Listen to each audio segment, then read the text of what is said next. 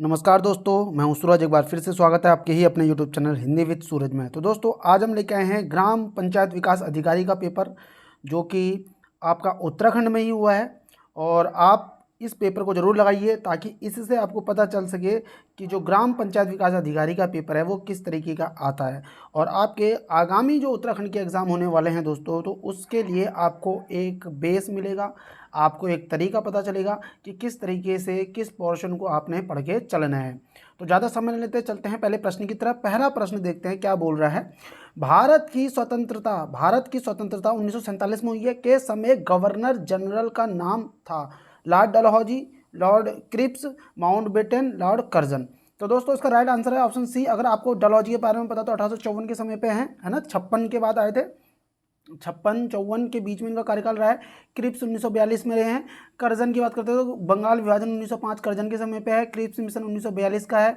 Lord Curzon तो 1854 की काफ़ी सारी इनकी घटनाएं जुड़ी हुई हैं। तो स्वतंत्रता के समय क्या बचे? Lord Mountbatten.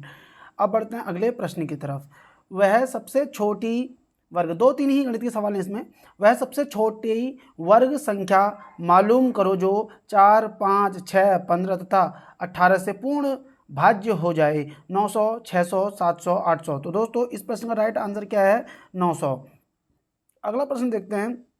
एक बड़ी से बड़ी संख्या कौन सी जो 50 और 75 को पूर्णतः विभाजित करती है? 25, 10, 15, इनमें से कोई नहीं।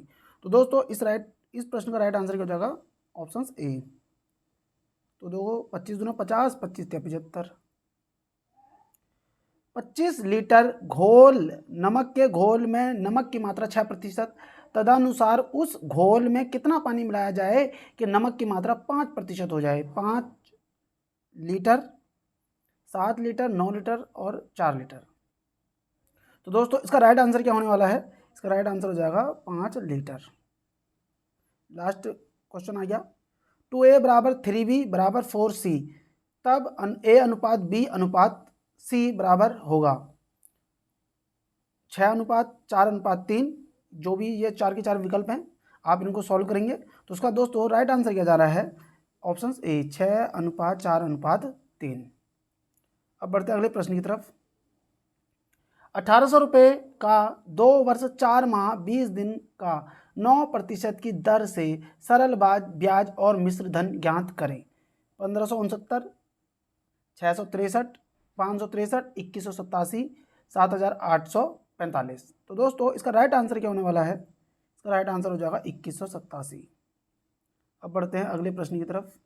अब रीजनिंग का सवाल आया है। 25 मिनट में घंटे की सुई कितने अंश घूम जाएगी? 5 डिग्री, 12 डिग्री, 60 डिग्री और आपका 24 डिग्री। तो इस प्रश्न का राइट आंसर क्या होने वाला है दोस्तों? इसका राइट आंसर हो जाएगा 12 डिग्री। एक्स अक्ष में मूल बिंदु के निर्देशांक होते हैं 0.0, 1.1, 0.1, 1.0। एक्स अक्ष में मूल बिंदु के निर्देशांक होते हैं, तो दोस्तों क्या होते हैं? 0.0। इसका राइट है। नाक पर सुपारी तोड़ना। नाक पर सुपारी तोड़ना मुहावरे का सही अर्थ है इज्जत उतार देना, घृणा प्रकट करना, बहुत परेशान करना, असंभव कार्य करना। तो दोस्तों, इस प्रश्न का राइट उत्तर क्या हो जाएगा? बहुत परेशान करना। ऑप्शन सी इसका राइट होगा। अगला प्रश्न है। गूलर का फूल होना का अर्थ है कभी कभी दिखाई देना, स्पष्ट दिखाई देना, कभी भी दिखाई ना देना, व्यर्थ की बात करना। तो दोस्तों, 10वें प्रश्न का राइट आंसर क्या हो जाएगा? कभी भी दिखाई ना देना। हम बोलते नहीं आजकल तो तुम भाई गूलर के फूल हो रहे हो। गूलर का फूल का कहने का मतलब है कभी भी दिखाई ना देना। पत्थर की लकीर होने का अर्थ है अमिट होना, कठोर होना, कठिन होना, मिट जाना। तो पत्थर की लकीर से ही आपका समझ में आ चुका होगा। ऑप्शन ए इसका राइट होगा, अमिट, जो इसको मिटाया ना जा सके, अमिट होना। 12वां प्रश्न आ रहा है दोस्तों। निम्न शब्दों में कौन सी वर्तनी सही है? आशीर्वाद, आशीर्वाद, आशीर्वाद और आशीर्वाद।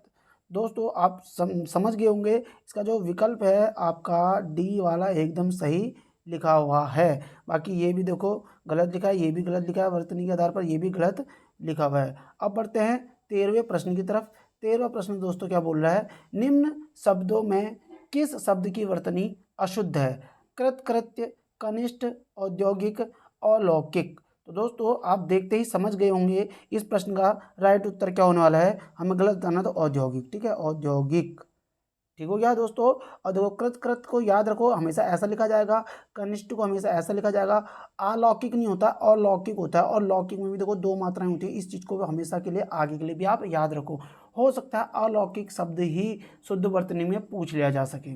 ठीक है दोस्तों, अब बढ़ते हैं 14वें प्रश्न की तरफ। दयानंद में प्रयुक्त संधि का नाम है यण संधि, गुण संधि, दीर्घ संधि, वृद्धि संधि। दयानंद, ई और आ। ठीक है दोस्तों, तो इसका राइट आंसर क्या हो जाएगा, आप दीर्घ संधि दया। अब देखो ई प्लस आ करते हैं तो यण बनेगा, लेकिन दई, दई प्लस आनंद गलत बन रहा है, तो दया प्लस आनंद करके क्या हो जाएगा, ये दीर्घ संधि हो जाएगा। कई लोग या देख के यण में भी जा सकते हैं, लेकिन ये गलत हो जाएगा। ठीक है, आप बढ़ते हैं अगले प्रश्न की तरफ। 15वां प्रश्न आ रहा है, सत्याग्रह का संधि विच्छेद है। सत्याग्रह, सत्य प्लस आग्रह, सत्य प्लस ग्रह, सत्य प्लस आग्रह। तो दोस्तों इसका राइट आंसर क्या होने वाला है, आप सभी समझ चुके होंगे। आपका राइट आंसर हो जाएगा ऑप्शन डी। तो ग्राम पंचायत विकास अधिकारी का पेपर है दोस्तों ये, है ना। तो आप इसे बारीकी से समझ के चलना। इसके जो प्रश्न होंगे एक अच्छे लेवल के प्रश्न होंगे, और ये आपके आगामी प्रश्नों में भी आएंगे। तो उम्मीद करता हूँ ये प्रश्न भी आपको अच्छे लगेंगे। और ये प्रश्न अगर आपको अच्छे लगते हैं तो प्लीज़ वीडियो को लाइक करना है, चैनल को सब्सक्राइब करना है प्यारा सा कॉमेंट, अगर आपका मन करे तो, और आपको प्रश्न अच्छे लगे तो। ठीक है, बढ़ते हैं आगे अगले प्रश्न की तरफ है। प्रश्न संख्या आ रही है 16वें नंबर पे। परीक्षा शब्द निम्नलिखित वर्गों में से किस वर्ग में आता है? तत्सम, तद्भव, देशज, विदेशज। परीक्षा शब्द। तो दोस्तों अब इसमें मुझे बताएंगे क्या होगा राइट आंसर। तो इसका राइट आंसर क्या हो जाएगा दोस्तों, परीक्षा में तत्सम शब्द। अधिकतर ये जो संयुक्त व्यंजन होते हैं, ये अधिकतर जिन शब्दों में चलते हैं वो तत्सम होते हैं। इस चीज़ को जरा सा याद रखेंगे। 17वां प्रश्न आ रहा है दोस्तों हमारा। 17वां प्रश्न है, नीचे दिए गए विकल्पों में से तद्भव शब्द का चयन कीजिए। बैंक, मुंह, मरम, मरम, प्रलाप। तो दोस्तों इसका सही उत्तर क्या होगा, तद्भव आपको बताना है। तो दोस्तों इसका राइट आंसर हो जाएगा आपका मुंह, क्योंकि तत्सम क्या होता है, मुख होता है, और मुख का ही तद्भव रूप होता है मुंह। तो ये भी तत्सम है, ये भी तत्सम है। बैंक तो अपना अंग्रेजी भाषा का शब्द है। ठीक है, अब शुद्ध लिखा हुआ है। लेकिन बैंक की 18वां प्रश्न करते हैं। जितेंद्रिय में कौन सा समास है? द्वंद्व, बहुव्रीहि, तत्पुरुष और कर्मधारय। तो दोस्तों जितेंद्रिय में कौन सा समास होने वाला है, तो उसका राइट आंसर हो जाएगा ऑप्शन बी, बहुव्रीहि समास। बहुत अच्छा प्रश्न है, याद रखेंगे। अगला प्रश्न तरफ बढ़ते हैं। 19वां प्रश्न आ रहा है, द्विगु समास का उदाहरण कौन सा है? आजीवन, भूदान, लोकप्रिय और सप्ताह। तो दोस्तों द्विगु समास में आगे से गिनती होती है और पीछे से समूह का बोध होता है। तो आप देखते ही समझ गए होंगे इसका राइट आंसर क्या होने वाला है। इसका राइट आंसर हो जाएगा ऑप्शन डी हो जाएगा दोस्तों। ठीक है, राइट आंसर क्या हो जाएगा, डी हो जाएगा। अब पढ़ते हैं अगले प्रश्न की तरफ। 20वां प्रश्न आ रहा है, दिनकर का पर्यायवाची शब्द निशाचर, प्रभाकर, सुधाकर, विभाकर। ठीक है दोस्तों, तो दिनकर का क्या हो जाएगा, निशाचर, प्रभाकर, सुधाकर या विभाकर। तो उसका राइट आंसर होने वाला है आपका प्रभाकर। ठीक है दोस्तों, दिनकर, ये तो रात वात के हो रहे सब सुधाकर, लेकिन देखो प्रभाकर किसका, दिनकर का है। रवि, सूरज। असुर शब्द का पर्यायवाची नहीं है। क्या बोल रहा है सवाल, देखो 21वां, असुर शब्द का पर्यायवाची शब्द नहीं है। दनुज, दानव, दैत्य और यक्ष। तो दोस्तों इसका राइट आंसर क्या होने वाला है, यक्ष। अल्पज्ञ का विलोम शब्द है अवज्ञ, सर्वज्ञ, अभिज्ञ, कृतज्ञ। तो दोस्तों 22 का सही उत्तर क्या होने वाला है, 22 का सही उत्तर हो जाएगा सर्वज्ञ, जो कि अल्पज्ञ का क्या है, विलोम होता है। अगला प्रश्न की तरफ बढ़ते हैं। एकाधिकार का विलोम है अनेकाधिकार, सर्वाधिकार, पराधिकार, परमाधिकार। तो दोस्तों इसका राइट आंसर क्या होने वाला है, एकाधिकार का जो होता है एक का अधिकार, और सर्वाधिकार मतलब सबका अधिकार, तो सर्वाधिकार होगा। 24वां प्रश्न आ रहा है, 3 बेर खाती थी वो 3 बेर खाती थी। 3 बेर, देखो एक ही शब्द जब 2-2 बार आ जाए और अर्थ अलग अलग हो जाए तो वहाँ पे कौन सा अलंकार होता है, अनुप्रास, श्लेष, यमक, अन्योक्ति। तो दोस्तों इसका राइट आंसर क्या हो जाएगा, यमक अलंकार हो जाएगा। कनक, कनकते, सौगुनी वाला भी यमक अलंकार हो जाएगा, है ना। घोर मंदिर के अंदर रहन, घोर मंदिर इस तरीके से भी एक आता है, मुझे याद नहीं आ रहा है, वो भी क्या होता है, यमक ही होता है दोस्तों। जाति ना पूछो साधु की, 25वां प्रश्न है, जाति ना पूछो साधु की, पूछ लीजिए ज्ञान, मौल करो तलवार का, पड़ा रहने दो म्यान। उक्त पंक्तियां किसके द्वारा कही गई है? कबीर, तुलसी, जायसी, रसखान। तो दोस्तों इसका राइट आंसर क्या होने वाला है? कबीरदास के द्वारा ये कही गई थी दोस्तों। अगला प्रश्न आ रहा है 26वां, दिनकर किस रस के कवि माने जाते हैं? रौद्र, रामधारी सिंह दिनकर, रौद्र, करुण, वीर, श्रृंगार। तो रामधारी सिंह दिनकर जो हैं आपके किस रस के कवि माने जाते हैं? तो आपके वीर रस के, ठीक है, रामधारी सिंह दिनकर। अब बढ़ते हैं अगले प्रश्न की तरफ। हिंदी गद्य का जन्मदाता किसको माना जाता है? प्रताप नारायण मिश्र, महावीर प्रसाद द्विवेदी, भारतेंदु हरिश्चंद्र, बालकृष्ण भट्ट। तो दोस्तों आप सभी जानते होंगे कि हिंदी गद्य का जन्मदाता एक ही व्यक्ति है, तो उसका राइट आंसर क्या हो जाएगा? भारतेंदु हरिश्चंद्र। इनका जन्म 1850 में हुआ है, मृत्यु 1835 में हुई थी दोस्तों, ठीक है। अब बढ़ते हैं अगले प्रश्न की तरफ। छायावाद के प्रवर्तक का नाम है। छायावाद के प्रवर्तक तो देखो अलग अलग राइटरों ने अलग नाम दिए हुए हैं, लेकिन हम देखते हैं सुमित्रानंदन पंत, महादेवी वर्मा, रामधारी सिंह दिनकर, जयशंकर प्रसाद। तो दोस्तों इसका राइट आंसर क्या जा रहा है? इसका राइट आंसर जा रहा है जयशंकर प्रसाद, ठीक है दोस्तों। तो जयशंकर प्रसाद मतलब सर्व रूप से किसको माना जाता है? जयशंकर प्रसाद को ही माना जाता है। अब बढ़ते हैं अगले प्रश्न की तरफ। प्रश्न संख्या आ रही है आपकी 29वां प्रश्न देखते हैं। पंचायती संरचना में पंचायत समिति किस स्तर पर कार्य करती है? ग्राम स्तर पर, पंचायत में बोला दोस्तों, ये पंचायती स्तर पर, पंचायती संरचना में ग्राम स्तर पर, ग्राम पंचायत स्तर पर, ब्लॉक स्तर पर, जिला स्तर पर। पंचायती संरचना में पंचायत समिति, देखो पंचायत समिति किस पे करेगी काम? तो दोस्तों इसका राइट आंसर हो जाएगा ग्राम पंचायत स्तर पर, ठीक है। अब बढ़ते हैं अगले प्रश्न की तरफ। प्रणब मुखर्जी देश के राष्ट्रपति निर्वाचित हुए हैं। तो दोस्तों ये बहुत पुराना प्रश्न है, देखो उस समय पे ट्रेंडिंग में रहा होगा। तो उसका राइट आंसर क्या होने वाला है दोस्तों? 13वें। अगला प्रश्न की तरफ बढ़ते हैं। लीबिया का तानाशाह कर्नल मोहम्मद गद्दाफी कब मारा गया? तो दोस्तों ये भी काफ़ी पुराना प्रश्न है, तो मैं आपको सीधे बता देता हूँ, 20 अक्टूबर 2011 को मारा गया था। अगला प्रश्न की तरफ बढ़ते हैं। 2011 की जनगणना के अनुसार उत्तराखंड की जनसंख्या भारत की जनसंख्या का कितना प्रतिशत है?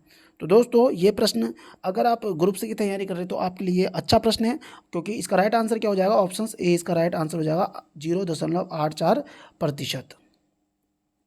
देखो 4 का दुगना 8। 2011 33वां प्रश्न आ रहा है। वर्ष 2011 की जनगणना के अनुसार उत्तराखंड की साक्षरता दर 78.02, 82.06, 79.63, इनमें से कोई नहीं। तो दोस्तों इसका राइट आंसर क्या होने वाला है? इसका राइट आंसर हो जाएगा आपका 79.63%। अब बढ़ते हैं अगले प्रश्न की तरफ। पंचायती राज पद्धति को अपनाया गया है लोगों को राजनीति सिखाने के लिए, प्रजातंत्र में सत्ता के विकेंद्रीकरण के लिए, किसानों को शिक्षित करने के लिए, इनमें से कोई नहीं। तो पंचायती राज पद्धति को अपनाया गया है दोस्तों। इसका राइट आंसर क्या हो जाएगा? आप देखते ही पता लगा लेंगे, प्रजातंत्र में सत्ता के विकेंद्रीकरण के लिए, ठीक है दोस्तों। अब बढ़ते हैं अगला प्रश्न की तरफ। 35वां प्रश्न आ रहा है। अंतर्राष्ट्रीय श्रम दिवस किस दिन मनाया जाता है? 4 मई, 8 मई, 11 मई, 1 मई।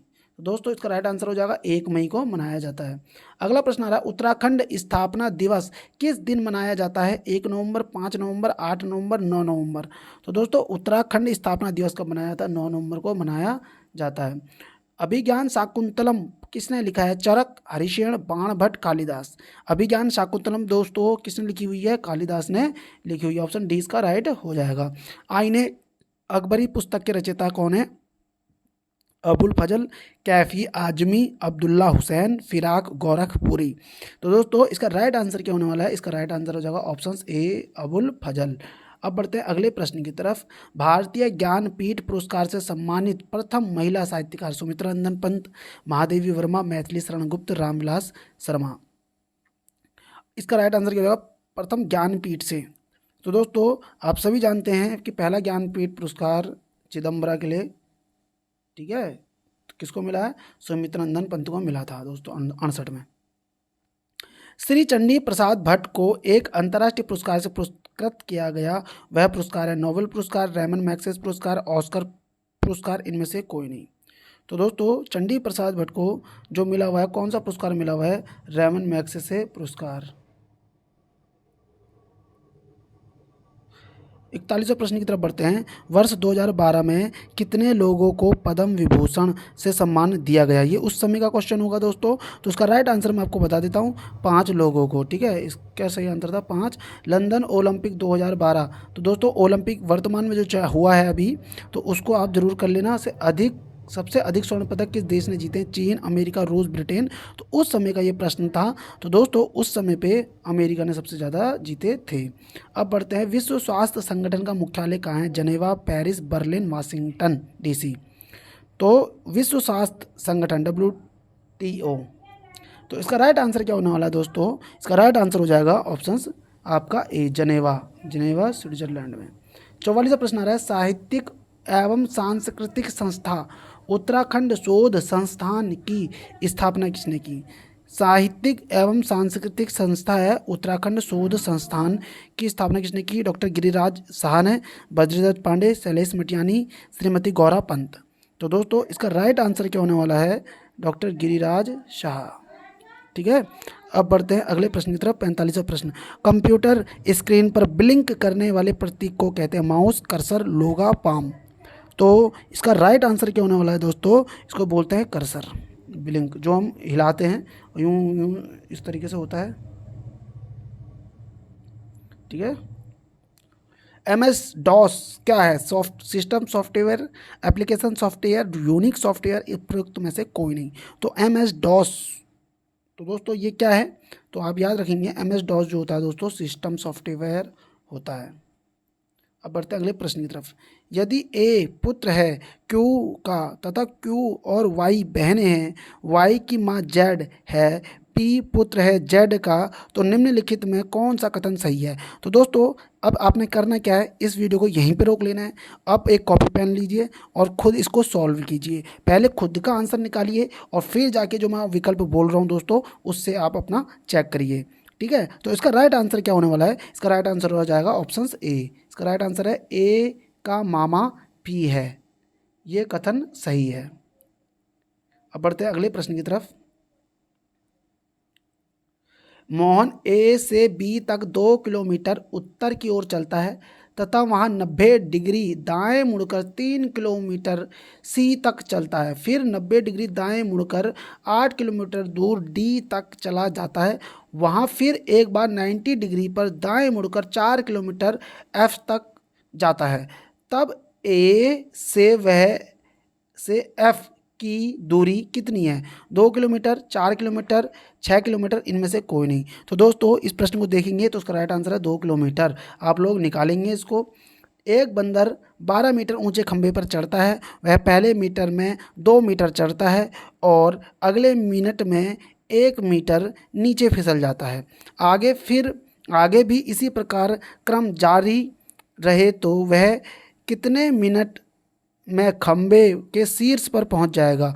21 मिनट, 20 मिनट, 22 मिनट और 10 मिनट। तो दोस्तों मैं तुम्हें इसका तरीका बता दूँ, एक ट्रिक बता रहा हूँ छोटी सी। ठीक है, आंसर अपना खुद ही निकालना है। तो 12 मीटर का खंबा है ना, तो देखो दोस्तों उसको 10 मीटर तक पहुँचवाओ कैसे भी करके। 10 मीटर के बाद जब वो अगली जंप मारेगा ना, वो 2 मीटर मारेगा तो सीधे 12 में। अब वो इससे ना इस वाले से फिसलेगा नहीं, क्योंकि रीज़न क्या है, जब वो 10 से 12 की जंप मारेगा ना ऊपर टॉप को पकड़ लेगा, वहाँ से फिसलेगा ही नहीं वो।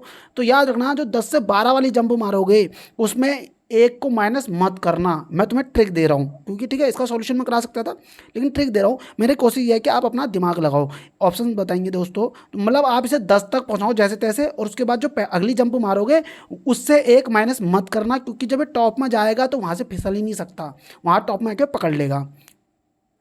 तो इसका आंसर क्या हो जाएगा? ए 21, 20, 22, 10।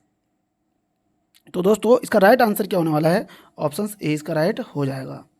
अब बढ़ते हैं अगले प्रश्न की तरफ। 50वां प्रश्न है, निम्नलिखित में कौन सी आकृति सही तरीके से चोर, जज व अपराधी के बीच के संबंध को दर्शाती है? चोर, जज और अपराधी। तो उसका राइट आंसर क्या हो जाएगा दोस्तों? इसका राइट आंसर हो जाएगा ऑप्शन बी। ठीक है, जो चोर है वो अपराधी है और जज तो अलग हो जाएगा। ऑप्शन 20 का राइट आंसर हो जाएगा। अब बढ़ते हैं 51वें प्रश्न की तरफ। भारतीय शास्त्रीय नृत्य कथक किस राज्य से संबंधित है? तो दोस्तों याद रखना, वर्तमान में जो शास्त्रीय नृत्य है पहले 8 थे, अब वर्तमान में 9 है। 9वां जो छऊ जुड़ा हुआ है, और शास्त्रीय भाषाएं कितनी हो चुकी है? वो 11 हो चुकी है। अभी हाल ही में कितनी भाषाओं को मान्यता और मिल गई है? तो याद रखना 5 भाषाओं को और मिली है, जिसमें कि मराठी, पाली, प्राकृत, असमिया और बंगाली। कैसे याद रखना? देखो आपने मराठी से शुरुआत करनी है, मराठी, पाली, प्राकृत तक हमें याद रख, पाली प्राकृत सीरीज है, पाली प्राकृत, फिर देखो ए और बी, असमिया, बी से बंगाली, ये 5 जो है ये 2024 में इनको मान्यता मिल गई है। तो शास्त्रीय भाषा हो गई 11, और शास्त्रीय नृत्य तो पहले 8 थे, 9वें नंबर पे छऊ जुड़ा है। और उसी की ये दोस्तों बात कर रहा है कि जो ये कथक है, कथक वो किस राज्य से संबंधित है? उत्तर प्रदेश, ओडिशा, तमिलनाडु, केरल। तो दोस्तों इसका राइट आंसर क्या हो जाएगा? उत्तर प्रदेश। ठीक है, बाकी भरतनाट्यम तमिलनाडु से है, कच्चीपुड़ी आंध्र प्रदेश से है, कथकली केरल से है, ओडिसी ओडिशा से है, सत्रिया असम से है, मणिपुरी जो है मणिपुरी से है, और मोहिनी अट्टम आपकी केरल से है, कथक जो होता है वो यूपी से है, और छऊ जो है उड़ीसा, झारखंड और पश्चिम बंगाल से है। दोस्तों अगला प्रश्न की तरफ बढ़ते हैं। भोटिया कहाँ की जनजाति है? पंजाब, बिहार, उत्तराखंड, हरियाणा। तो दोस्तों हम सभी जानते हैं जो भोटिया है वो उत्तराखंड की जनजाति है। 53वां प्रश्न देखते हैं। हमारे देश का राष्ट्रीय ग्रंथ है रामायण, रामचरितमानस, गीता, वेद। राष्ट्रीय ग्रंथ, तो हमारे देश का राष्ट्रीय ग्रंथ कौन सा है? तो दोस्तों ये भगवत गीता है। अब बढ़ते हैं अगले प्रश्न की तरफ। काफल पाको गीत व नंदिनी गीत के रचयिता कौन है?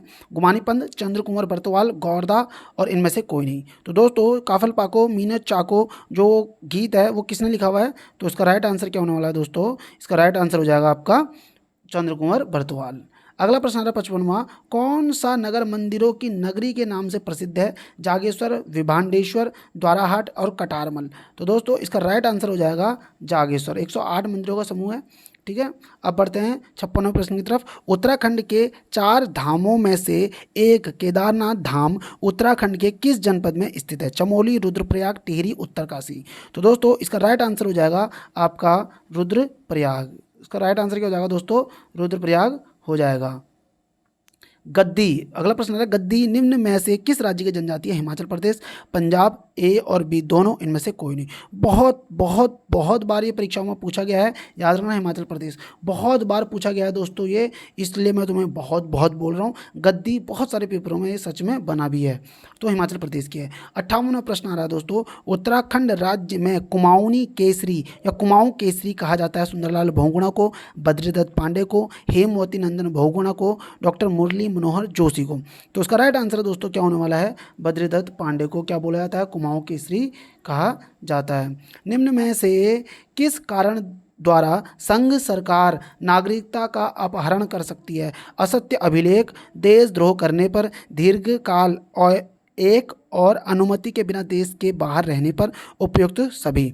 तो दोस्तों इसका राइट आंसर क्या होने वाला है? उपयुक्त सभी के द्वारा कर सकती है। अगला प्रश्न आ रहा है हमारा 60वां प्रश्न। निम्न में से कौन सा अधिकार अब मौलिक अधिकार नहीं रहा? समानता का अधिकार, धार्मिक स्वतंत्रता का अधिकार, स्वतंत्रता का अधिकार और संपत्ति का अधिकार। तो दोस्तों इसका राइट आंसर क्या है? संपत्ति का अधिकार 42वें संविधान संशोधन के तहत हुआ था ना, अब इसको वर्तमान में 300 अनुच्छेद में रख दिया है। अब इसको कौन सा अधिकार बोला जाता है? इसको बताओ, ये कैसा अधिकार है? कमेंट में लिखेंगे। संपत्ति का अधिकार कैसा अधिकार है, कमेंट करके बताएंगे दोस्तों। भारत की राष्ट्रीय मिठाई बताएंगे, जलेबी, बर्फी, लड्डू, बालू शाही। तो दोस्तों इसका राइट आंसर क्या होने वाला है? जलेबी जो है हमारा वो राष्ट्रीय मिठाई है। भारत में वर्तमान में उच्च न्यायालयों की संख्या कितनी है? 21, 22, 23, 25। तो दोस्तों बताएंगे इसका राइट आंसर। तो इसका राइट आंसर क्या होने वाला है? ऑप्शन डी 25 है वर्तमान में हाई कोर्ट। अब आ रहा है मंत्रिमंडल किसके प्रति उत्तरदायी होता है? लोकसभा, राष्ट्रपति, प्रधानमंत्री, लोकसभा अध्यक्ष। जो मंत्रिमंडल होता है वो किसके प्रति उत्तरदायी होती है? तो इसका राइट आंसर क्या होने वाला है दोस्तों? लोकसभा के प्रति उत्तरदायी होती है। संविधान के अनुच्छेद 80 के अनुसार राज्यसभा के सदस्यों को अधिकतम संख्या हो सकती है किसमें दोस्तों? राज्यसभा में 250, 245, 255, 240। ठीक है, तो उसका राइट आंसर क्या होने वाला है? 250 हो सकती है अधिकतम, वर्तमान में 245 है दोस्तों। 65वां प्रश्न आ रहा है। वर्तमान समय में भारतीय संघ के कितने राज्यों में विधान परिषदें हैं? 6, 8, 10, 12। तो दोस्तों इसका राइट आंसर क्या होने वाला है? 6 में। ठीक है, अगला प्रश्न की तरफ बढ़ते हैं। संविधान का 73वां संशोधन किससे संबंधित है? पंचायती राज व्यवस्था की स्थापना, लोकसभा तथा राज्य विधानसभाओं के लिए मतदान करने वाले की आयु 21 से घटाकर 18 कर दी गई। ये तो गलत हो जाएगा भैया, ये तो 61वां था ना, 1969। अब आ रहा है आपका 1989 में है 61वां संविधान संशोधन, ऐसी कुछ। दल बदल, ये तो बिल्कुल ही गलत हो जाएगा। तो उसका राइट आंसर क्या हो जाएगा दोस्तों, बताएंगे? राइट आंसर है पंचायती राज व्यवस्था, क्योंकि ये प्रश्न इतना इजी है, कोई बात नहीं, सभी कर लेंगे। ये तो 10वीं अनुसूची से संबंधित है, 10वीं अनुसूची, दूसरा संविधान संशोधन, 52वां संविधान संशोधन, सॉरी 1985। अब बात करते हैं अगला प्रश्न की तरफ। पंचायत की शक्तियां, अधिकार, दायित्व संविधान की किस अनुसूची में वर्णित है? 11वीं, 10वीं, 9वीं, 12वीं। तो दोस्तों पंचायत की शक्तियां से आप बता सकते हैं, इसका राइट आंसर हो जाएगा 11वीं अनुसूची। 68वां प्रश्न आ रहा है, सौर मंडल का सबसे बड़ा ग्रह कौन सा है? बुध, शुक्र, यम, बृहस्पति। सबसे बड़ा की हम बात कर रहे हैं दोस्तों, तो उसका राइट आंसर क्या हो जाएगा? बृहस्पति है, जुपिटर।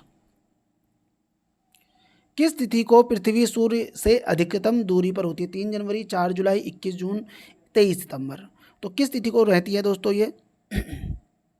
बताएंगे सभी लोग। इसका राइट आंसर हो जाएगा आपका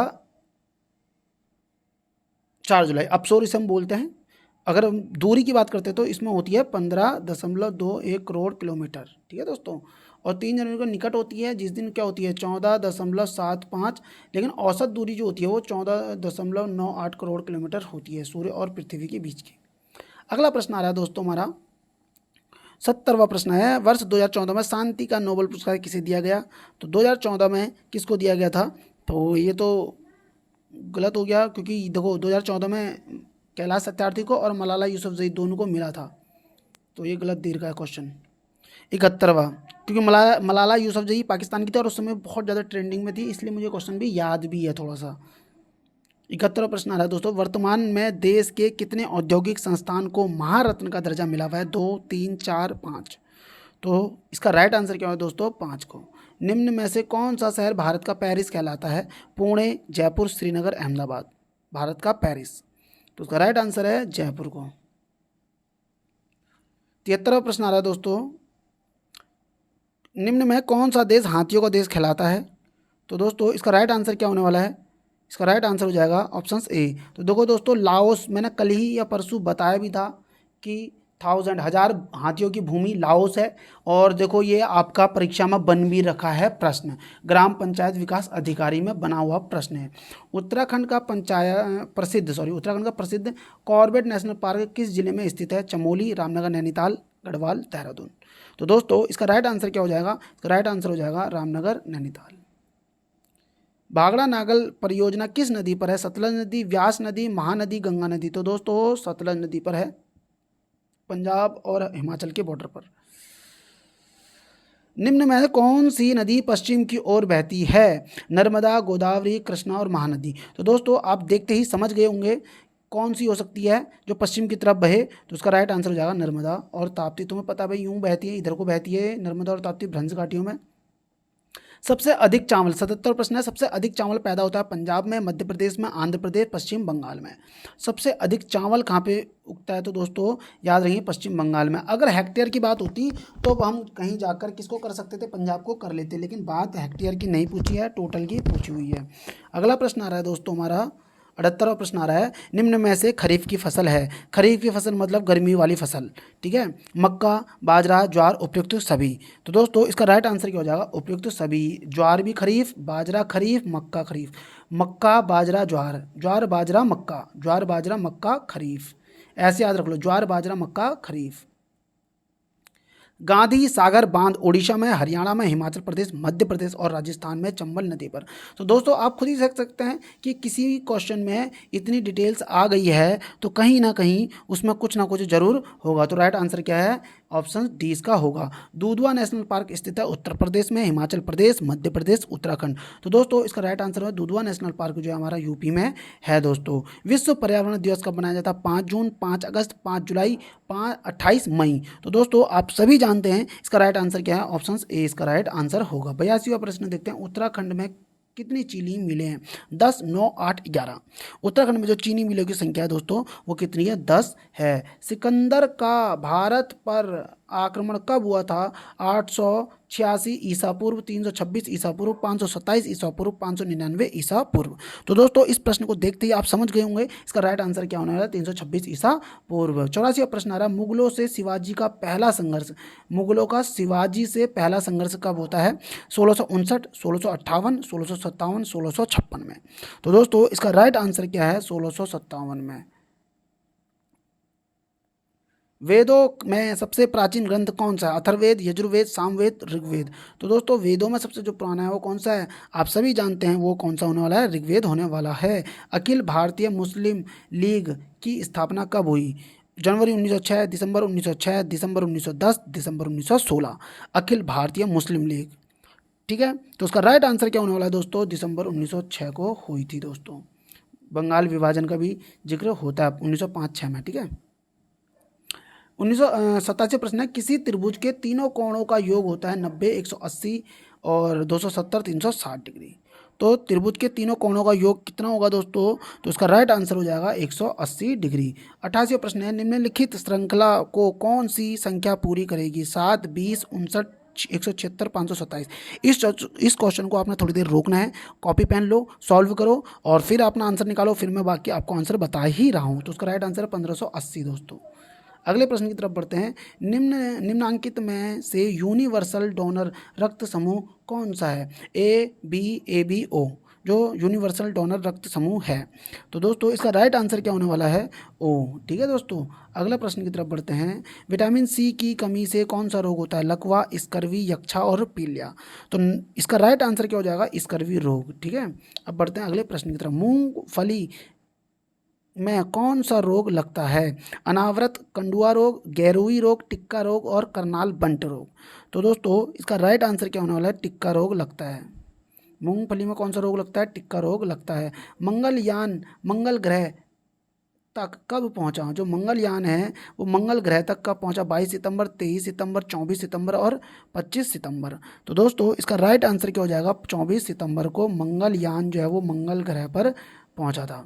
श्वसन का नियंत्रण किया जाता है फेफड़ों द्वारा, ट्रेकिया द्वारा, मेडुला द्वारा, हाइपोथैलेमस द्वारा। श्वसन का नियंत्रण किसके द्वारा किया जाता है?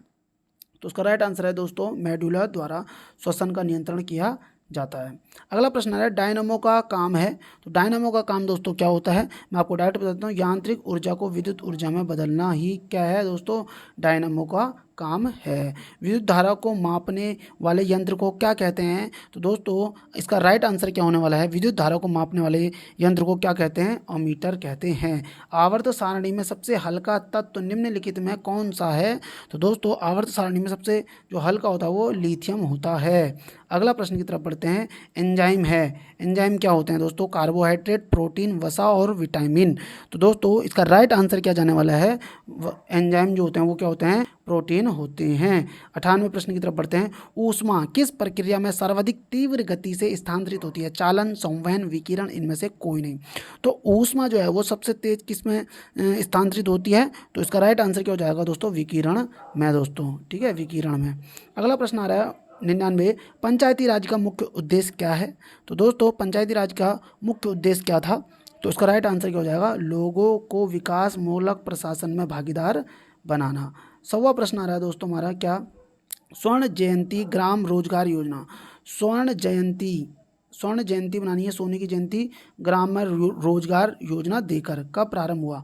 1 अप्रैल 1999, 11 अप्रैल 2000, 21 अप्रैल 2001, 30 अप्रैल 2002। तो दोस्तों इस प्रश्न का राइट उत्तर क्या होने वाला है? राइट आंसर आपका हो जाएगा और 1 अप्रैल 1999 को स्वर्ण जयंती ग्राम रोजगार योजना की शुरुआत हुई। तो उम्मीद करता हूँ आज के प्रश्न आपको अच्छे लगे होंगे और आज की वीडियो अगर आपको अच्छी लगी है तो प्लीज़ वीडियो को लाइक करना, चैनल को सब्सक्राइब करना प्यारा सा कमेंट। मिलते हैं आपसे नेक्स्ट वीडियो में, तब तक के लिए ख्याल रखिए, पढ़ते रहिए और सिलेक्शन के लिए जी तोड़ मेहनत कीजिए। मिलते हैं नेक्स्ट वीडियो में। Thank you, bye bye.